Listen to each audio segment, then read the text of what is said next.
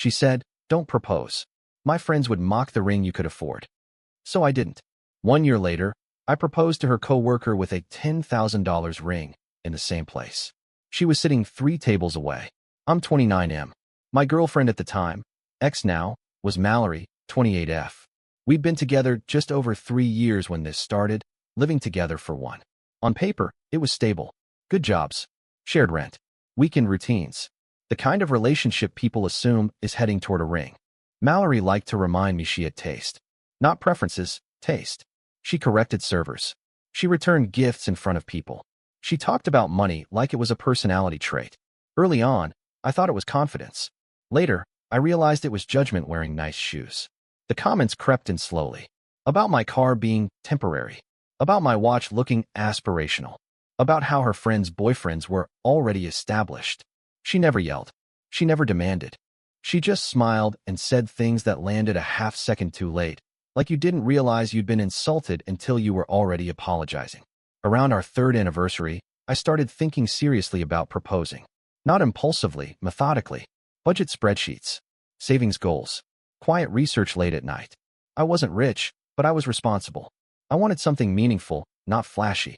I even found a small jeweler who talked more about craftsmanship than carats. One night, I floated the idea. Nothing dramatic. Just a someday soon kind of conversation while we were on the couch. She laughed. Not cruelly, worse. Amused. "Don't," she said, still smiling at her phone. "Don't what?" I asked. "Don't propose," she replied. "My friends would absolutely mock the ring you could afford." She finally looked at me then, like she was doing me a favor by being honest. "They're brutal," she added. I'd never hear the end of it. I waited for her to say something else. Something reassuring. Something like, "But I don't care." She didn't. That was the first night I understood something important was being negotiated without my consent. I didn't argue with her that night. That surprised her. She kept scrolling, waiting for me to push back, to joke, to reassure her I'd somehow level up. When I didn't, she glanced over with that irritated look she used whenever I didn't play my part. "You're quiet," she said. "I'm just being realistic." "I know," I replied. That seemed to bother her more than if I'd gotten defensive. Over the next few weeks, the subject kept resurfacing, never directly, always sideways. We'd go to dinner with her friends, and I'd hear it in the subtext. Comments about investment pieces. About standards. About how one friend's fiancé did it right, with a ring that actually photographed well. Mallory would laugh a little too loudly, then glance at me to see if I noticed. I noticed. She started sending me screenshots. Influencers showing off engagement rings. Articles about what your ring says about your worth. Once, she forwarded a post with the caption, "This is the minimum." I asked her, carefully, if the ring mattered more than the marriage. She scoffed. "Why do men always say that? It's not either or. It's about effort." Effort, apparently, had a price tag. A few months later, she asked if I was still thinking about proposing. I said I was. "Good," she said. "Just don't embarrass me." That sentence stuck. I started saving anyway. Not aggressively. Just responsibly. But something shifted. Every time I looked at rings, I heard her voice. Not excitement. Anticipation of judgment. I realized I wasn't imagining proposing anymore. I was imagining fallout. Then came the night she said it out loud. We were at a friend's engagement party. Big, flashy affair. Champagne tower. Photographer everywhere. Mallory leaned over during the speeches and whispered, "See? This is how it's supposed to look." Later, on the ride home, she sighed and said, "Honestly, I'd rather wait than end up with something sad." I asked what she meant. She rolled her eyes. "You know, a placeholder ring." Placeholder. Like I was temporary too. That was the night I stopped planning a proposal. I didn't tell her. I didn't announce it. I just quietly opted out. She mistook my silence for obedience. And for a while, I let her. Because sometimes the most important decisions aren't loud, they're patient. And I had just started waiting. Once I stopped planning the proposal, something strange happened. I started seeing her more clearly. Without the mental countdown to an engagement, I noticed how often Mallory compared our life to other people's highlight reels. How every dinner out was ranked. How every purchase came with commentary about whether it kept up. How she never once asked what I wanted our future to look like, only whether it would measure up. She noticed the shift too. "You don't talk about the future anymore," she said one night while we were brushing our teeth. Not curious. Accusatory. "I do," I replied. "Just not out loud." She frowned at my reflection. "That's not cute." A few weeks later, She invited me to brunch with her coworkers. I'd met them before in passing, polite, surface-level conversations. This time was different. There was a woman there named Claire. Early 30s, sharp without being sharp-edged. She laughed easily, asked questions, and actually listened to the answers. We ended up talking about work for most of the meal, same industry, different roles. It felt easy. Mallory noticed. On the drive home, she was quiet. Then she said, "You were flirting." "I was talking," I said. "Well, don't," she snapped. "It's embarrassing." That word again. Over the next few months, the relationship coasted. No big fights. No big affection either. Mallory started dropping hints about timelines again, weddings she wanted to attend, venues she liked, rings she accidentally showed me. I nodded, made noncommittal noises. She mistook that for progress. Meanwhile, I got a promotion. Nothing flashy, but meaningful. Better pay. More stability. I told her over dinner. She smiled, then said, "Good. That helps." Helps what? I wondered. Around that time, Mallory started talking more about her coworkers. Office drama. Promotions. Who was dating whom? Claire's name came up a lot. Always neutral. Almost dismissive. "She's nice," Mallory said once. A little plain, but competent. Plain. I didn't correct her. I was starting to understand that Mallory didn't want a partner. She wanted an accessory that reflected well under scrutiny. And I was quietly, steadily becoming someone who no longer needed her approval. The funny thing is, I still hadn't decided to leave. I was just waiting for the moment when staying would feel more dishonest than walking away. That moment was closer than I realized. The moment finally came on a Tuesday night, which felt fitting. Nothing dramatic ever happened with Mallory on weekends. Those were reserved for brunches and optics. Tuesdays were when real conversations slipped out by accident. She came home late, dropped her bag by the door, and announced she'd run into an old college friend who'd just gotten engaged. "No hello. No how was your day?" 3-carat oval, she said, kicking off her shoes. "Custom setting. You did really well." I nodded, not looking up from my laptop. She noticed immediately. "Why do you act like this doesn't matter?" she asked. "It's like you're checked out." I closed the laptop and looked at her. "Because you told me not to propose." She blinked. "That's not what I said." "It is," I replied. "You said your friends would mock the ring I could afford." She waved her hand. "I was being practical. I was saving you from embarrassment."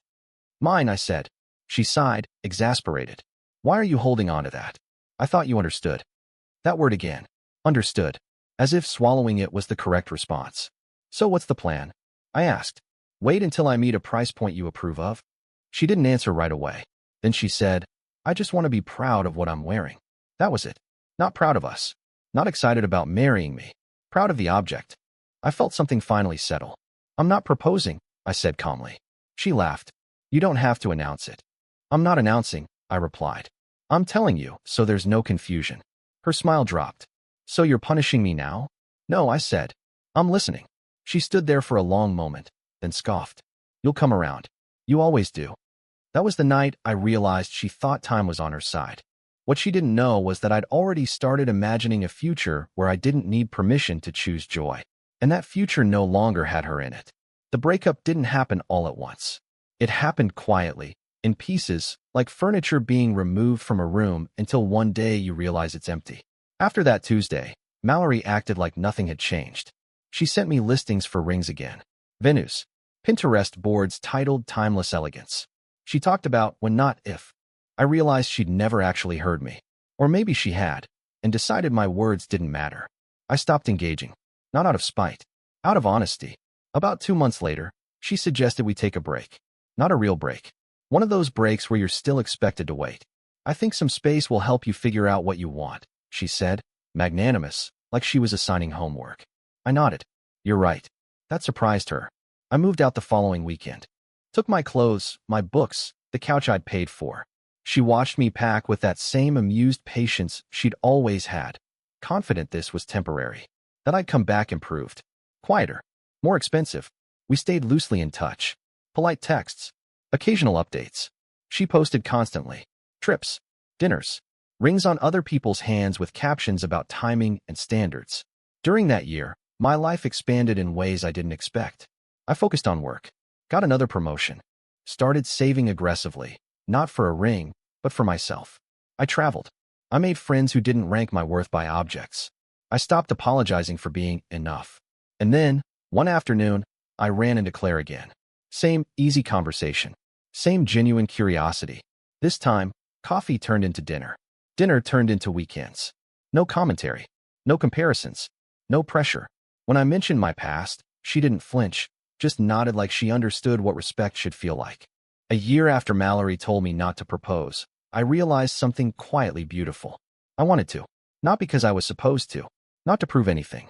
Because this time, it felt like an invitation, not a test. So I went back to that small jeweler. This time, I didn't ask what I could afford. I asked what would last.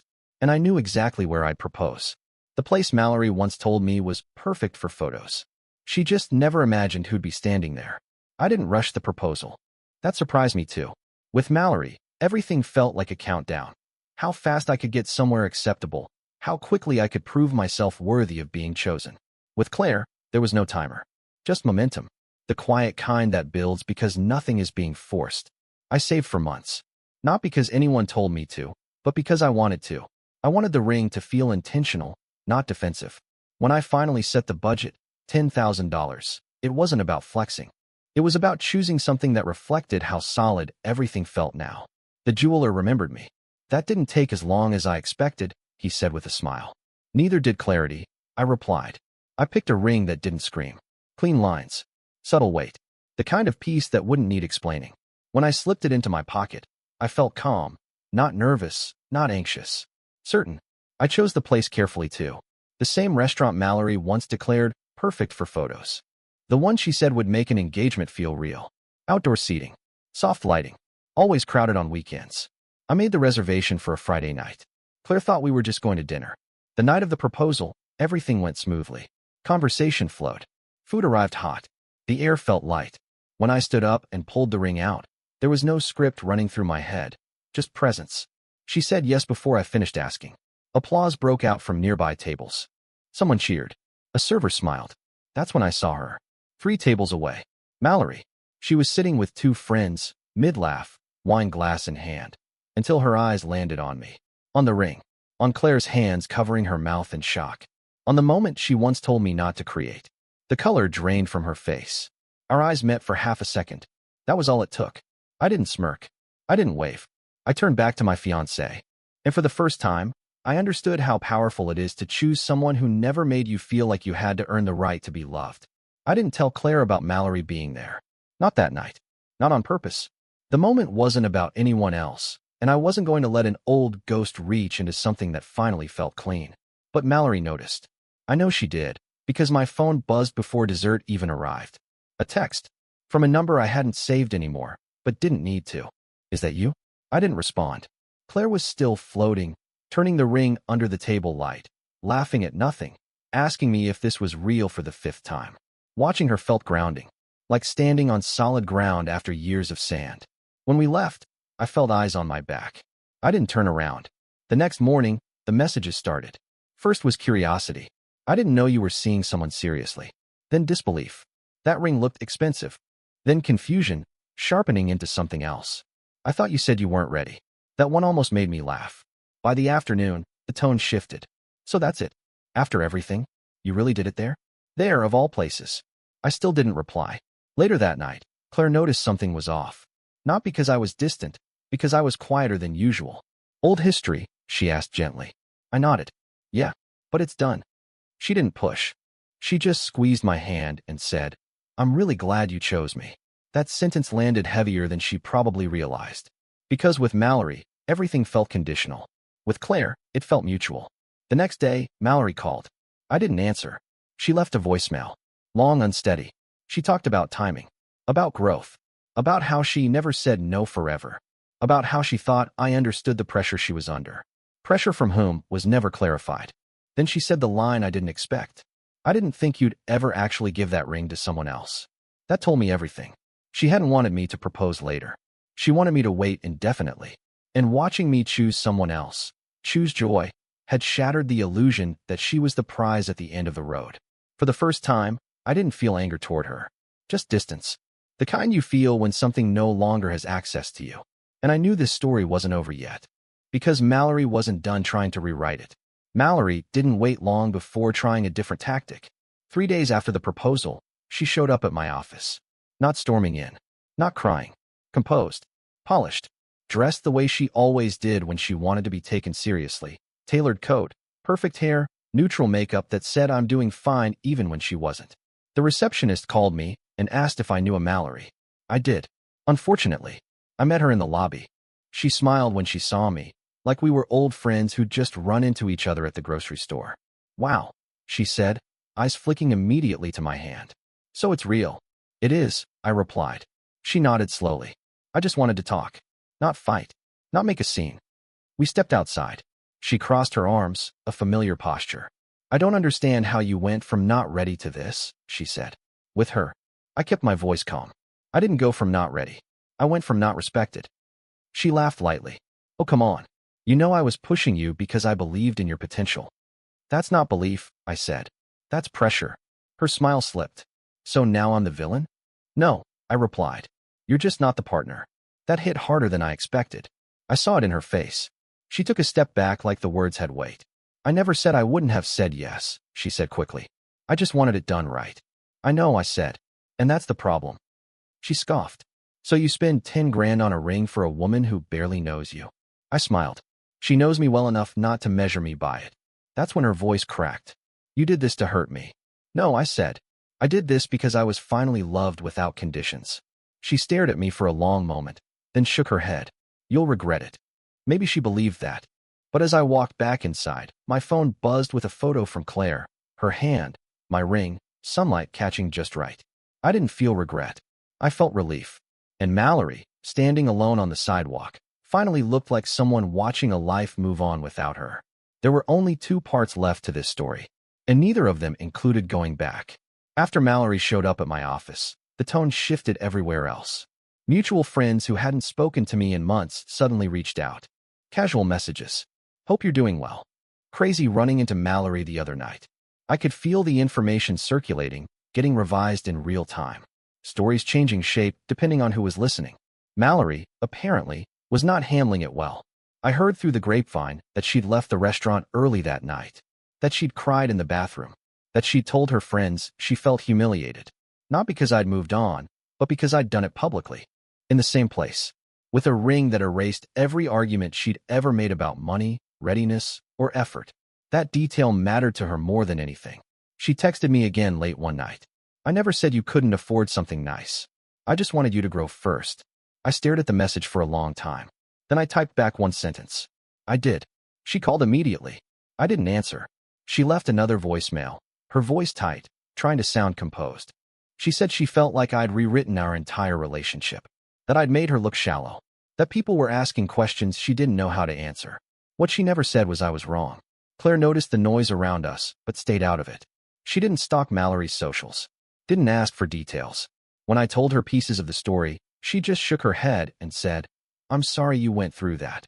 No competition, no commentary. That was the difference.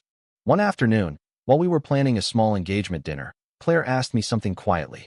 Did you ever want to propose to her? I thought about it honestly. I wanted to feel chosen, I said. I didn't realize how much I'd been asking permission. She nodded like that made perfect sense. A few days later, Mallory blocked me. Everywhere. At first, I thought it was out of spite. Then I realized it was survival. Watching me live a life she once thought she controlled was too much. And that's when I understood something important. The ring wasn't what broke her. It was the fact that I'd finally given it to someone who never made me feel small for wanting to offer it. There was only one thing left to do. Close this chapter for good. It's been a few months now, and the noise has finally died down. Mallory never reached out again after blocking me. No last message. No apology. No explanation. Just silence. From what I've heard, she moved apartments, changed friend groups slightly, and leaned hard into the version of herself that insists everything happens for a reason. I don't doubt she believes that. It's easier than accountability. Claire and I didn't rush anything after the proposal. We didn't need to. We planned a small engagement dinner instead of a spectacle. Close friends. Real laughter. No ranking. No commentary about aesthetics. When people complimented the ring, Claire just smiled and said, he chose it. Like that was the end of the story. And it was. Sometimes I think back to that night on the couch when Mallory laughed and told me not to propose. How casual she was. How certain. How convinced she was that time, pressure, and her approval were things she controlled. She wasn't cruel in a loud way. She was cruel in a curated way, the kind that makes you doubt yourself while insisting it's for your own good. Here's what I learned, and why I'm posting this. When someone tells you not to offer them love until it meets an external standard, believe them. They're not asking for patience, they're asking for power. And if you give it, they'll keep moving the line. I didn't propose because I was afraid of being mocked. I proposed later because I finally met someone who would have been happy with a ring pop if it came with sincerity. The irony isn't lost on me that Mallory saw the proposal she wanted, just not with her. But that wasn't revenge. That was consequence. If you're sitting in a relationship where your effort is being priced, ranked, or compared, pause. Ask yourself who benefits from you waiting. Ask yourself who decides when you're enough. Sometimes the most satisfying ending isn't proving them wrong. It's choosing someone who never made you feel wrong to begin with. Thanks for reading.